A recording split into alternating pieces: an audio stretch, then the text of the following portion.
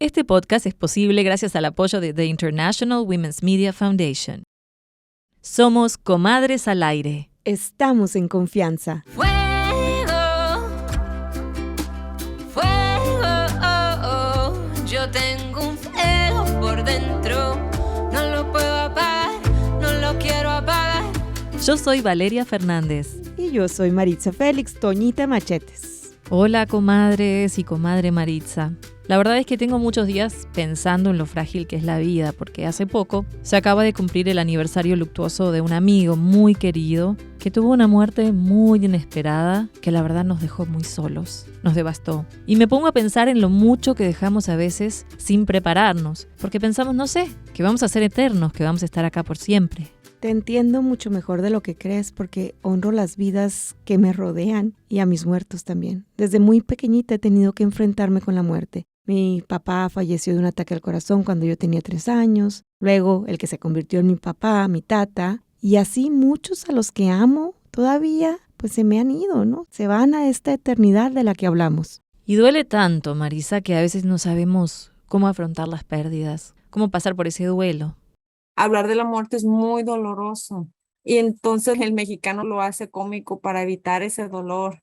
Ella es Sandra Pérez y se acaba de convertir en viuda. No hay nada romántico en su luto, pero sí en sus recuerdos. Cuando habla de cómo lo conoció, sonríe así sin poder evitarlo.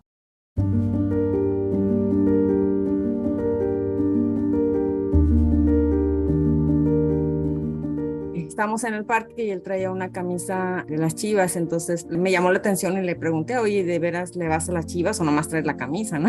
Y empezó, no, sí le voy. Le digo, ok, te voy a hacer unas preguntas. Y dice que le hice unas preguntas que ni él sabía y dice, ¿qué? Esta mujer sí sabe. Entonces, cuando se me declaró que me pidió ser su novia, lo hizo en un partido de fútbol, era Chivas UNAM, los Pumas. Y en medio tiempo contaba él que decía que cuando las Chivas metieron el primer gol me iba a pedir que fuéramos novios, pero dices, ella va a estar celebrando y su familia va a estar celebrando. No, mejor le digo en el medio tiempo cuando está todo calmado. Fue muy, muy romántico, muy, muy bonito. Se casaron y se mudaron a Phoenix. Sandra cuenta que eran una pareja amorosa, divertida, feliz y que les encantaba viajar. Así que en medio de la pandemia planearon un viaje a México, pero se fueron 2 y volvió solo ella. Hasta el viernes en la noche me siento un poquito mal, entonces dice mamá, pues vamos dice, ¿qué tienes? No, dice, nomás me siento mal, dice, pues mi mamá, vamos a llevarte al hospital, dice, no, vamos mañana. Fuimos el sábado en la mañana, todo el tiempo decía que no le dolía nada, que se sentía bien, pero al mismo tiempo como que yo pienso que había tenido algunos síntomas. En la noche ya le hicieron más exámenes, no encontraba nada y le iban a hacer un examen más que se lo iban a hacer temprano el domingo en la mañana. Sin embargo, le dio un ataque al corazón a las 5 de la mañana y luego le dio otro ataque fulminante a las 7:30 de la mañana. Entonces yo estaba ahí, yo lo vi todo, estuve con él todo el tiempo. El doctor les dijo que una úlcera se reventó y empezó a desangrarse, lo que provocó el ataque al corazón.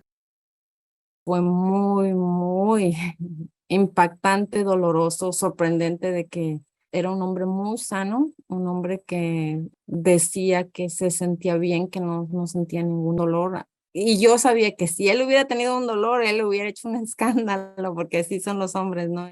Todo fue demasiado rápido.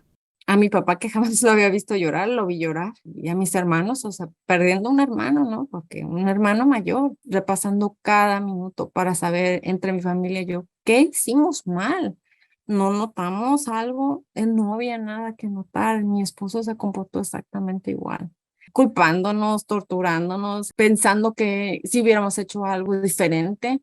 No es un consuelo, pero sí agradezco tanto a Dios que él no sufrió, que no le dolió nada, que fue todo tan rápido, porque yo sí sufrí. Y a pesar del apoyo familiar, Sandra volvió a casa destrozada, sola, con un estado civil impuesto por el luto.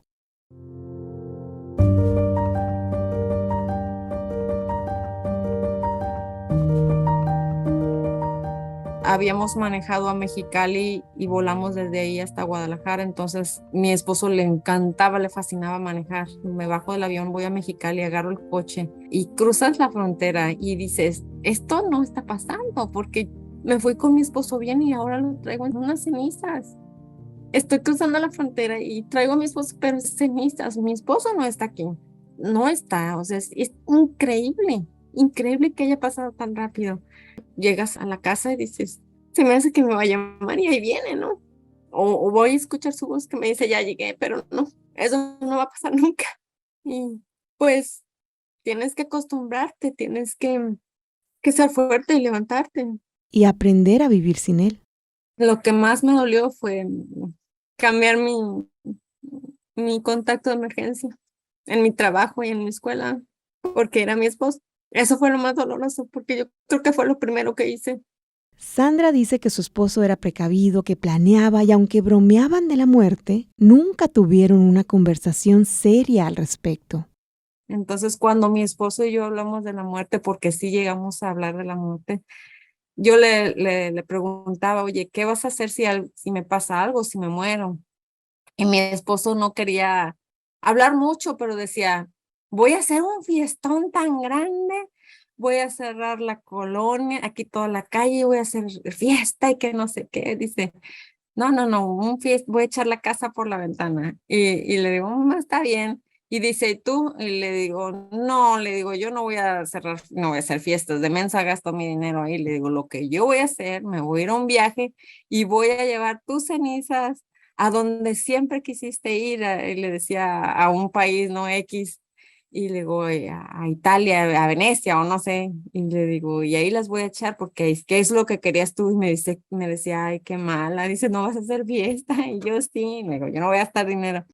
Y ahora esa mujer que no le echaba ni gasolina a su auto porque su esposo la mimaba, se convirtió en la única responsable de sus finanzas, las propiedades, de su vida, de lo que quedaba de sus recuerdos en pareja.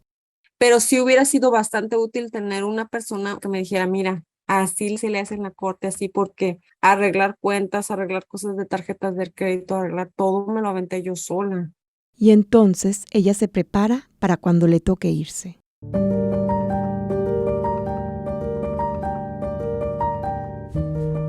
Hablo con mi hermano y le digo, mira, si me pasa algo, haces esto, haces el otro, esto aquí encuentras mis passwords, se me olvidó la palabra en español, perdón, y haces esto, lo otro. Aunque es doloroso, yo sí tengo que hablar con mi hermano y decirle, porque mira, la vida ya nos demostró que la vida es, hoy estamos, mañana quién sabe.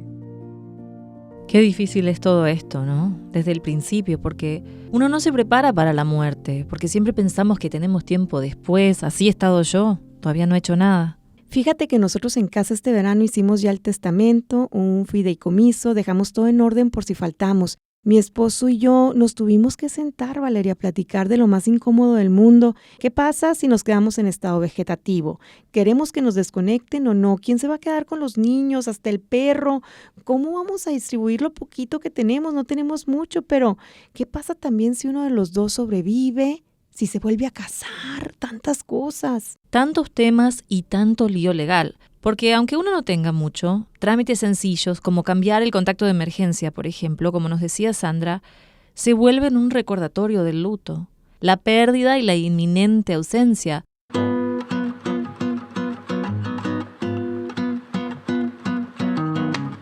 Y bueno, por eso justamente para estar preparados para la muerte, invitamos hoy a uno de nuestros primeros compadres, uno de nuestros primeros invitados hombres, además de Aarón, que estuvo con nosotros en la primera temporada, Maritza. Así es, bienvenido compadre, Marcos García Costa, él es abogado en Arizona. Pero cuéntanos, Marcos, ¿cómo nos podemos empezar a preparar para la muerte?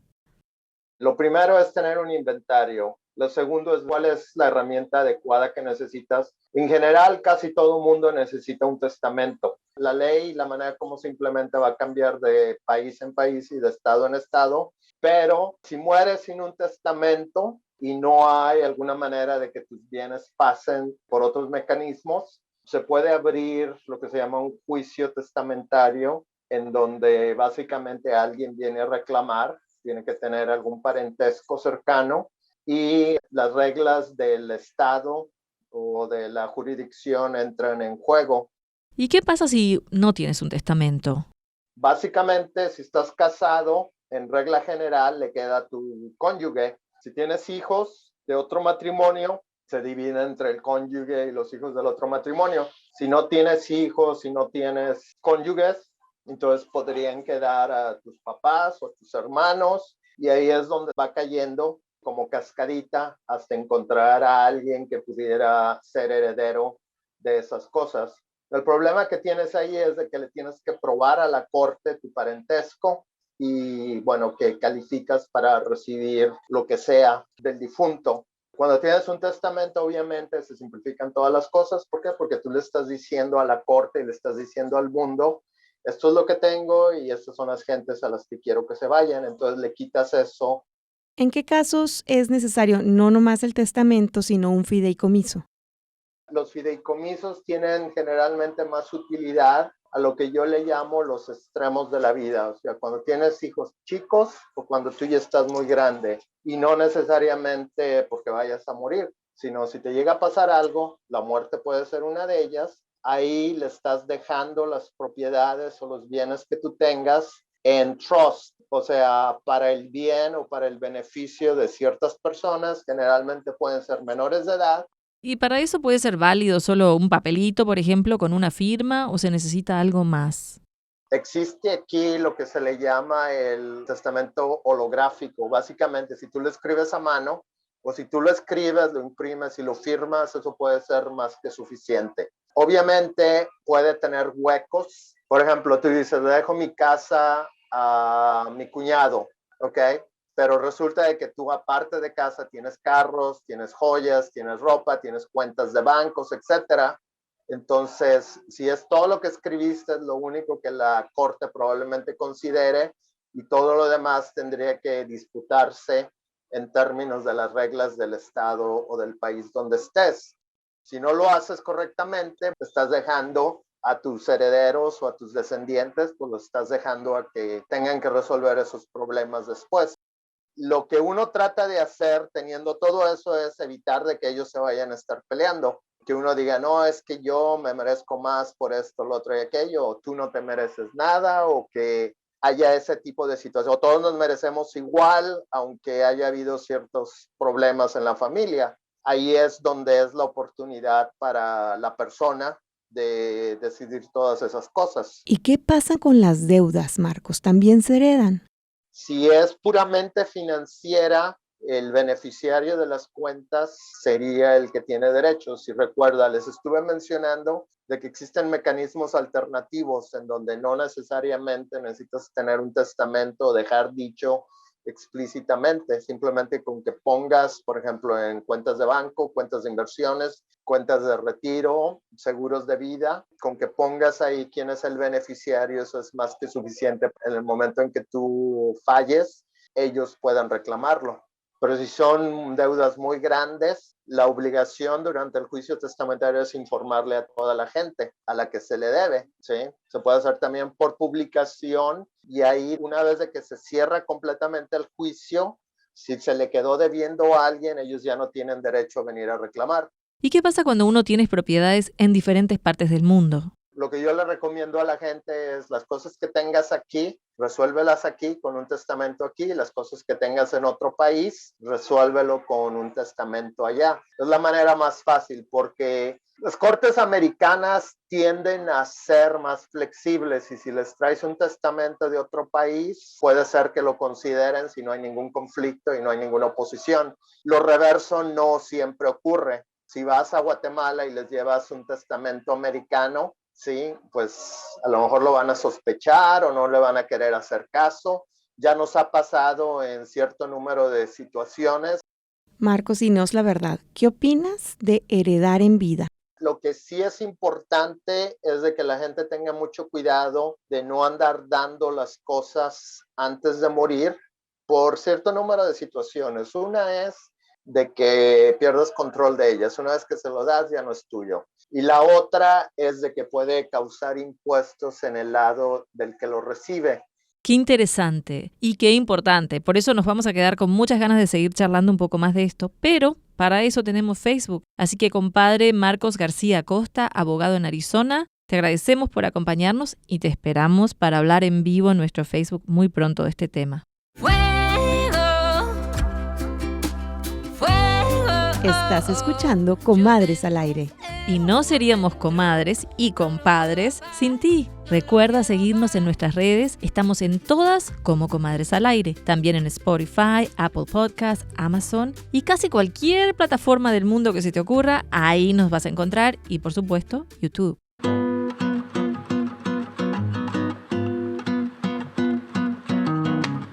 Comadre, déjame contarte que tengo más de un año trabajando en puras historias de duelo para una beca con The Carter Center. El duelo pandémico, este duelo que vivimos después del coronavirus, un duelo muy migrante, muy forzado, con las restricciones que nos pusieron en la frontera cuando la cerraron. Ahí, de hecho, conocí a nuestra siguiente comadre. Ella es Leticia del Rincón Munro, es psicóloga mexicana, es tanatóloga, también es experta en intervenciones de crisis. Y nos vamos justamente hasta Sonora para conversar con ella y en especial del duelo. Este que hemos vivido a causa de la muerte en estos años tan difíciles con el coronavirus. Bienvenida, Leticia, ¿cómo estás? Bueno, empecemos por definir ¿qué es el duelo?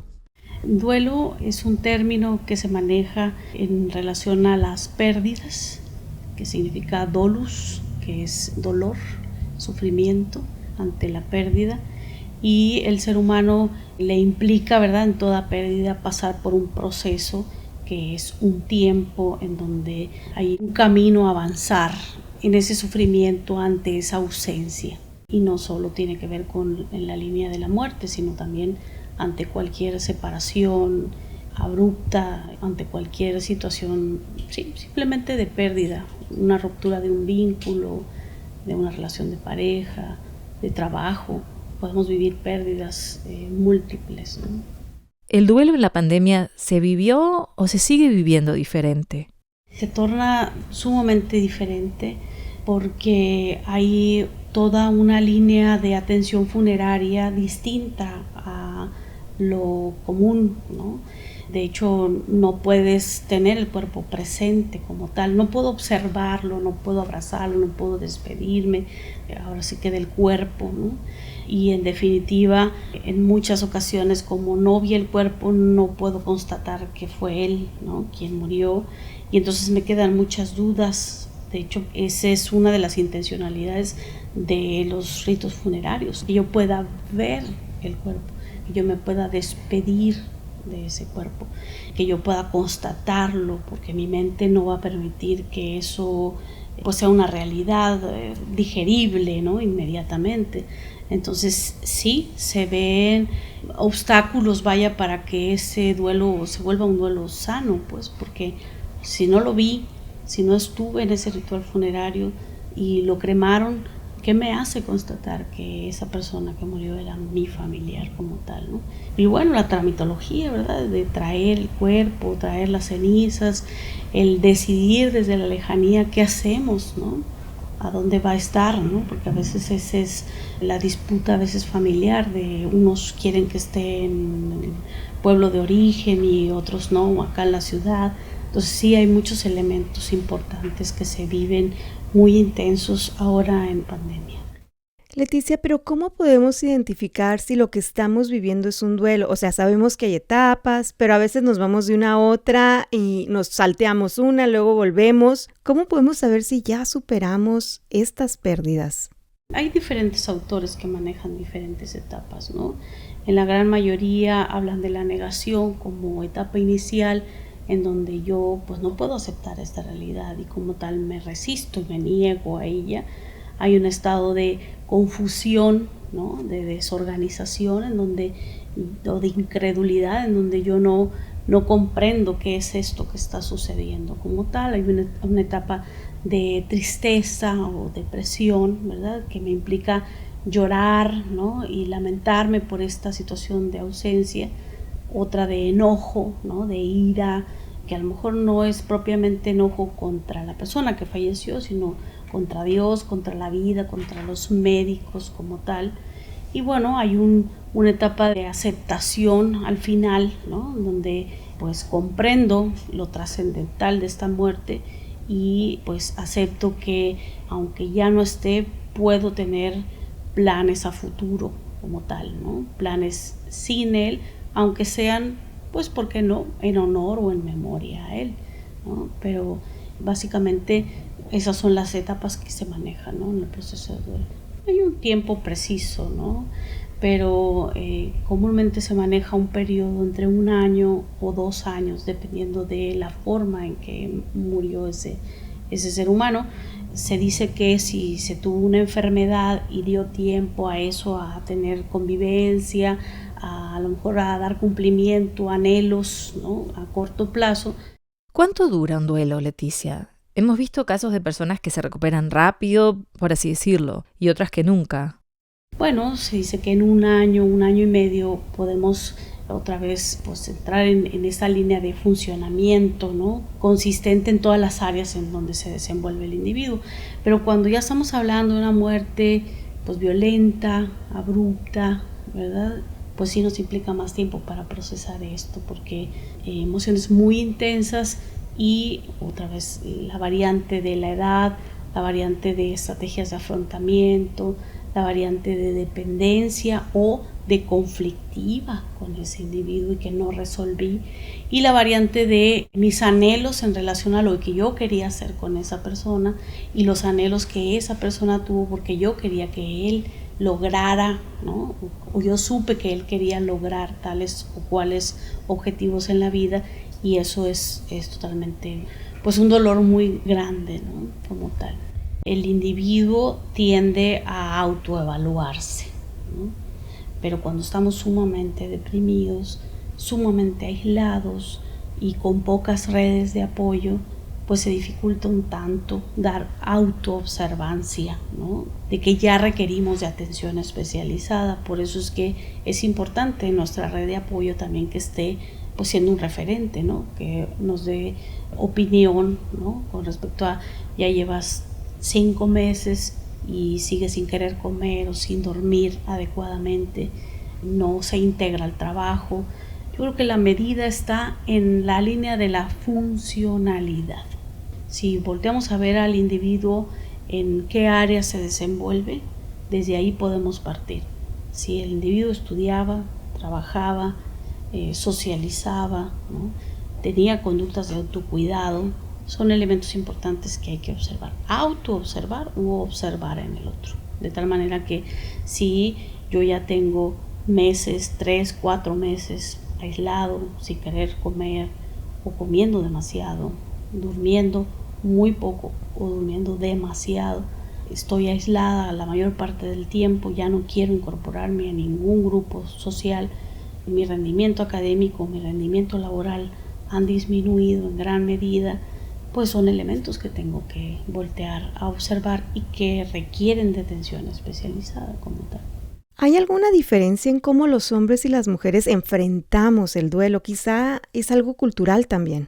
La crianza tiene un impacto sumamente importante en razón de cómo gestiono mis emociones. Pero a medida que va transcurriendo el tiempo y van habiendo ciertos ajustes generacionales, pues los varones ya más jóvenes se dan más permiso de sentir, de hablar de lo que sienten, de tener apertura, de hablar de lo que me avergüenza, de lo que no sé cómo resolver como tal. Sí, en la línea de la crianza pues de otras generaciones sí había más hermetismo, que tiene que ver con el matriarcado, porque muchas mujeres en esa línea pues dan una exigencia, ¿no?, de protección firme, ¿no?, en relación a las emociones con los varones, pero creo que hoy en día a través de la demanda, a través de las instituciones que están trabajando de manera continua para dar una alternativa más, no solo para las mujeres, sino de más apertura en los hombres, creo que hay muy buenas opciones, ¿no?, en el sentido no solo de la atención en el duelo, sino también en la atención de cómo gestionar sus emociones y cómo dirigirse con los hombres, con las mujeres, ¿no?, en esta línea de la híjole, yo quisiera decirte que desde niños, pues, ¿no?, desde niños nos debieran hablar más de cosas muy trascendentales, como no hablarte solo de que trabajes y te va a ir bien, seas bueno y te va a ir bien, sino hablar de cuando nos va a ir mal, y de cómo enfrentar eso que va a salir de mi control, eso que no quiero que suceda. Muchísimas gracias a la psicóloga y tanatóloga mexicana Leticia del Rincón por habernos acompañado con este tema tan importante y tan sentido. Y así le damos la bienvenida también a que sea parte de nuestra comunidad de Comadres al Aire. Estás escuchando Comadres al Aire. Sandra nos contó de los y las mexicanas que nos burlamos de la muerte, pero también la honramos con flores, con música y poemas, también con calaveritas. Pero hoy nos fuimos a las redes sociales para leer tus tributos a tus seres queridos, a estos que se nos adelantaron. Y esto fue lo que escuchamos. La aguja se mueve ansiosa. Entre telas, hilos y bordados, mi madre y su máquina de coser tejen historias al evocar recuerdos. El movimiento del pedal exhibe el patrón de mis puntadas, la costura de mi pensamiento, el ojal por donde atravesó mi infancia. El sonar de la lluvia imita el traqueteo de la máquina y su frenética aguja. Se funde con el ruido de mi teclado y el eco de una voz en mi memoria, venida de muy lejos. Alegre y juguetona, con una costura impecable, mi madre remienda los sueños lastimados por la ausencia. Me muestra cómo diseñar prendas nuevas con los trozos del alma servidos sobre la mesa.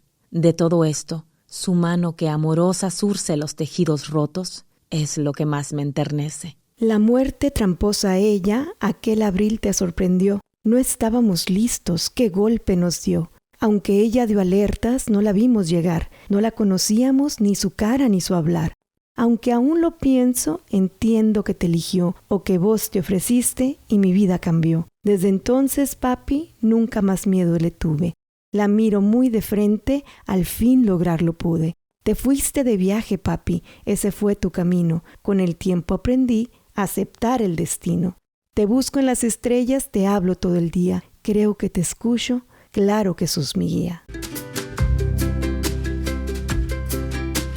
Me encantó esta sección, me encantó, Maritza.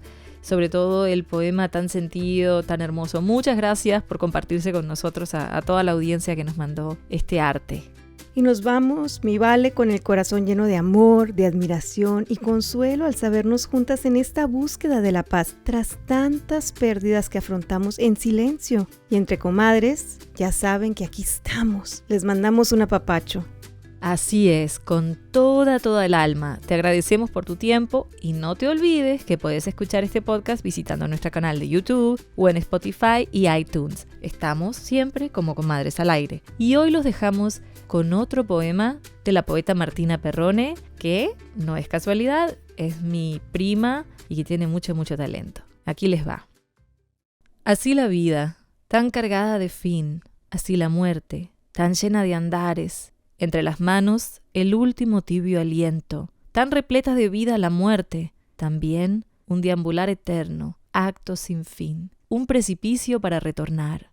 Es importante sonreír en el atardecer, y si la noche se presenta, que te encuentre con la frente alta, la mente calma, el pecho limpio, las manos abiertas, que sea el pasado, que sea el futuro, que sea el eco de la inmensidad.